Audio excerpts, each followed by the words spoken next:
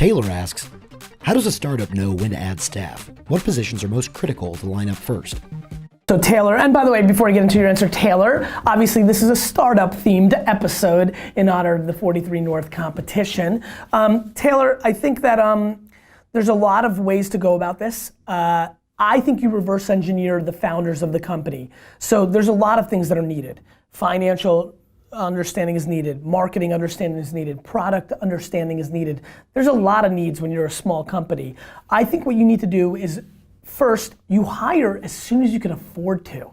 Way too many, there's startups that I know that are literally paying their founders and CEOs way too much money and because they want to take the money home. I mean, you've got to start spending it to invest in your business, but not more than you have. And so if you make, $30,000 or $40,000 a year as an entrepreneur, that's plenty. You're building an asset for yourself for the rest of your life.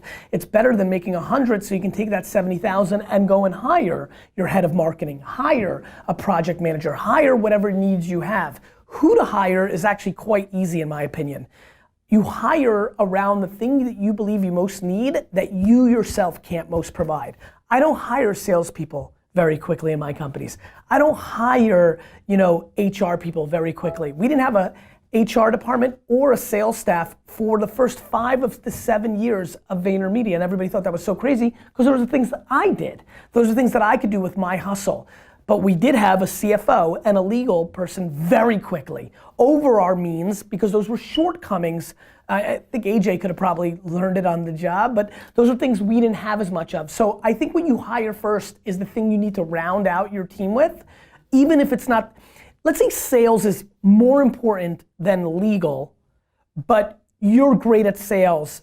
I think you still fix legal even though it's less in priority because by doubling down on a person, you're still 0 here and you might just gain 20 to 50% here where maybe your hustle and your efforts can just be the part that gains. And so I think sometimes people say, well, sales is the #1 thing for this company and even though I'm great at sales, I'm gonna hire a second salesperson and we'll get to that. I find it to be a vulnerability. I would say up your game by 20 to 40% and allow you to fill some of the other needs that could become vulnerabilities on your team.